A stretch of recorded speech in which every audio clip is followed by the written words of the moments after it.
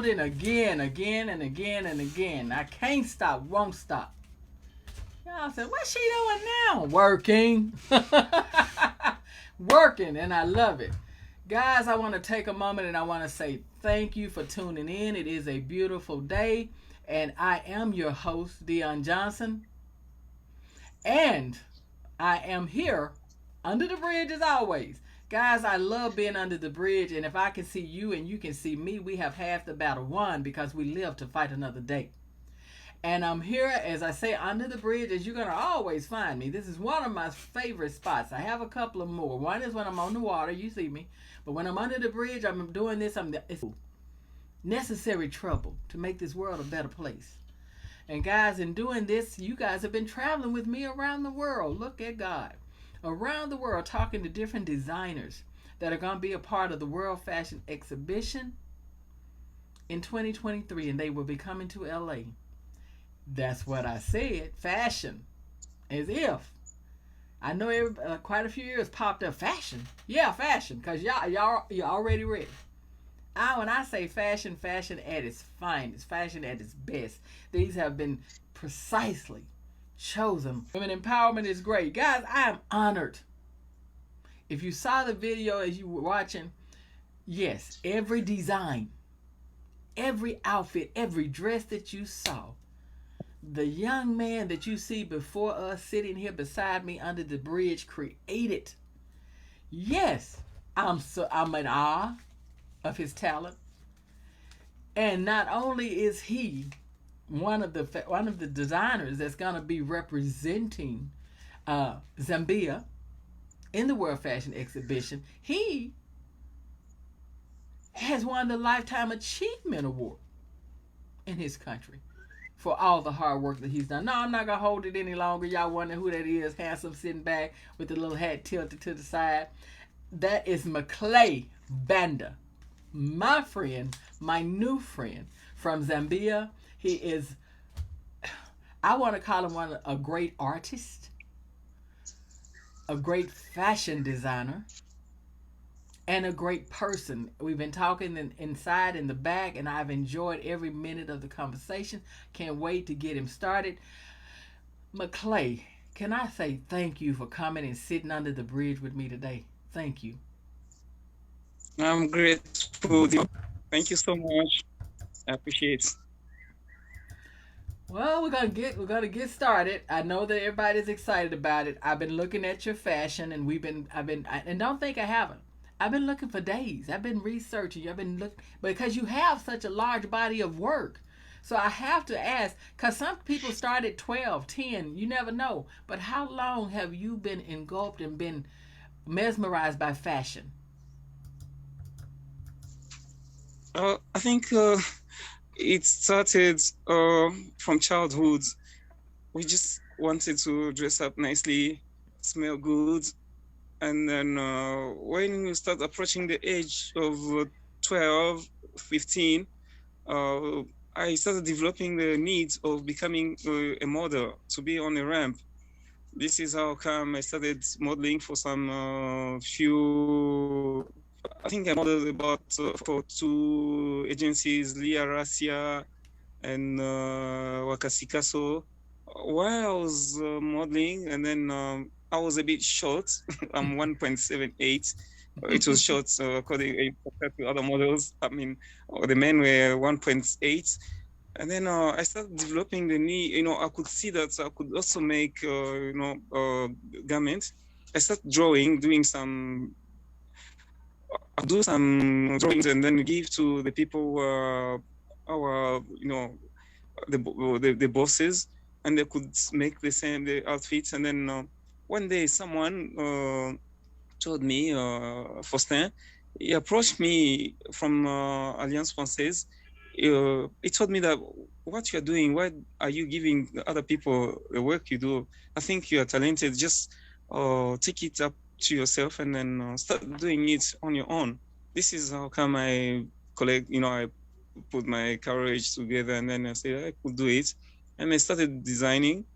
And then from there on, I decided to go now to Evelyn Horn College to study fashion, because I wanted to put order to do things in a certain way, systematic way with order and so on. This is how come I went to study fashion, and then from there on, when I first of all before starting, school, I joined another modeling agency by Paul. It was run by Paul de Souza. He's now in the States. He did a certain movie with Nicole Kidman. Yeah, he featured in that movie. So with Paul de Souza, and I trained a bit, and then I stopped, and concentrated on designing. And afterwards, I started because I'm also a model coach. I teach catwalk, and very professional, high standard, international standard. At the beginning, people didn't believe in me, and then afterwards, when I trained models, started winning pageants, going on international level, and people started believing that it was. I had even an opportunity after one of the models or continental pageants, Face of Africa. We were even invited at State House by the president. We had dinner with the president because of that. And then people started getting interested to see, they started noticing me. And I trained 90% of the models in Zambia. Guys, as I said, he is, as usual, this is why we're doing this, but they always are picking nothing but the best, beautiful roses out of the garden. World Fashion Exhibition. They're picking roses, the best flowers, your perfect flower. Um, Now, how does your involvement with WFE contribute to for the development of fashion, the fashion industry in Zambia?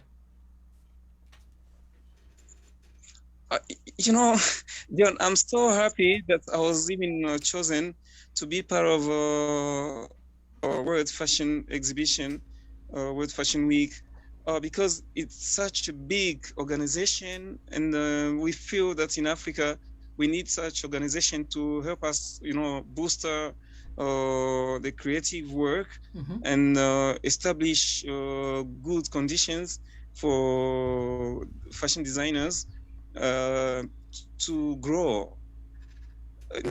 By doing so, when they chose me as a Zambian representative, I thought it was a great opportunity for me now to try and involve WFE in Zambia. So by establishing that in Zambia,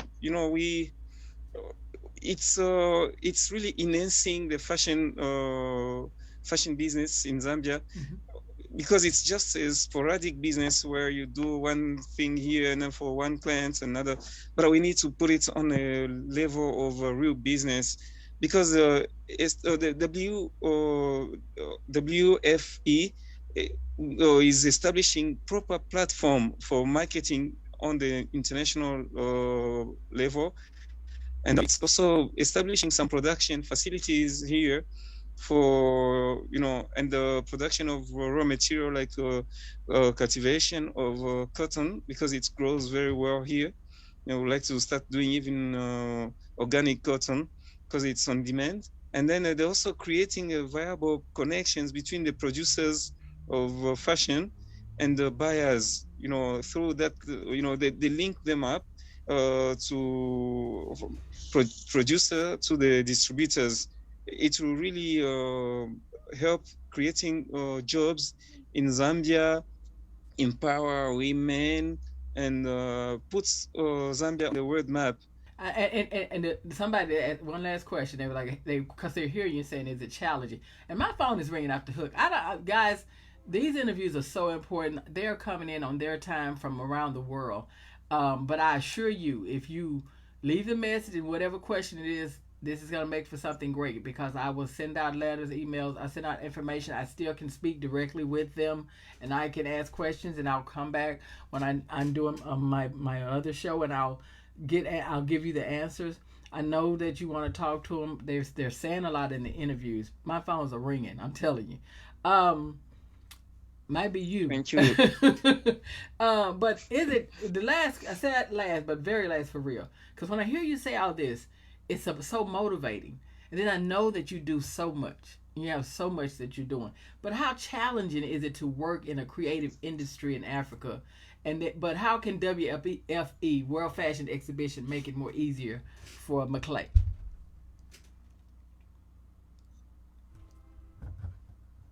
Uh, I have to admit that it's very, very challenging in Mm-hmm. the African setup Mm-hmm. because, first of all, in every society, in every country, government has the responsibility to encourage certain activities because when they're developed, private sectors develop, it will start bringing in money, and then the government will start earning also some taxes, and then creates employment. But in African governments, most of them, they don't have proper policies to creative work, and they don't really pay attention to it. They concentrate on mining, raw materials because big countries will buy them, and so they don't really know that by supporting fashion, for example, you develop you know you create industries which you start from growing the cotton, for example, and then treating it. You have factories to work on it and develop it into fabrics, and start making garments out of it and sell finished products. And then you can have people working on jewelry because we have stones. Zambia is a second producer of emeralds. But what do we get out of it? They just get it and then sell it as raw as it is. Why not? There's amethyst, there's a lot of stones, precious and semi-precious stones here. If with the help of WFE, all these fields will Mm-hmm. be developed accurately, so that we start we will start producing from the raw material to the finished product directly from here. Africa is now.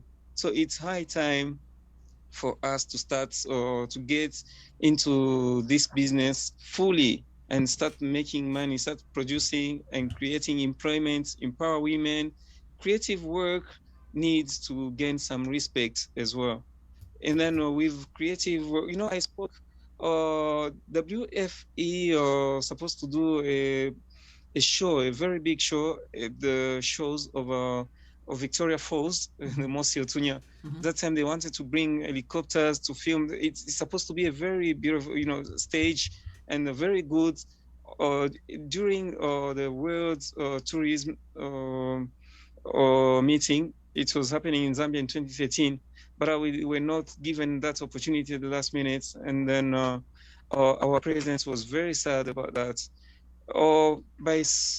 We really wanted to work, WFE want to work with Zambia, hand and really closer, so that we develop the industry, the creative work can start. It has the potential. I spoke to the minister of tourism that time in Livingston. She admitted that what we really said was really true. The creative work has the potential, because I proved to her, on paper, how capable, how good, how much money can the creative work bring to Zambia. It's true. She admitted that it can make even more money, more than the mines. Mm. Wow. And see, I that's the think thing. this is on those lines. And then we have, sorry, Dion, I forgot to say that to find also materials and accessories to work with here, it's quite a challenge. You might have an idea to work on something very special, but to find just hemmings, simple things here, it's really a problem, because the people who come and set shops here, or they just want to sell something which the common people buy every day, but they don't think about the creative people. And then even their prices are so exorbitant, but it's so difficult to buy, huge, long pieces of material to work with, because we need to be free when creating. Thank you. And I know exactly what you're saying, and now we understand the role that WFE will play in it. Because see, guys, you got to Oh understand something. Yeah, yes, because there are different areas, different. Africa is so many different beautiful places, and what he's saying that to have a creative mind and to have, and when you talk about a country like he's saying that has emeralds and diamonds and jewels, that country should yes. be as rich as its jewels, and that it should be unlimited for the supplies and things that you need to be creative, and we shouldn't take that for granted. Which further explains what a great fashion designer he is, because in order Oh to do yeah. in order to do this with the artism, you have to have what you need, and you guys still make things the impossible happen. And Oh yes. yes, without a doubt. And Mickley is guys, I mean, just go back and look at it. He modeled, learned from there, taught, now teaches model, has an academy where he teaches, and is a great designer. So and still believes strongly. His gifts have not weakened his heart. It's strengthened it, because he still believes firmly in the power and the strength of making Africa better, making it better for the people, women empowerment, making sure they are empowered and taking care of child hunger and death. That's correct. Yes, That's very true. yes.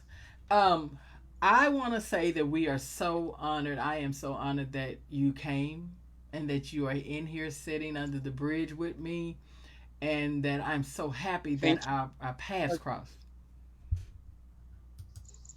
Thank you. Thank you, Dion. Africa is now. Yes, it is, my friend. It is right now.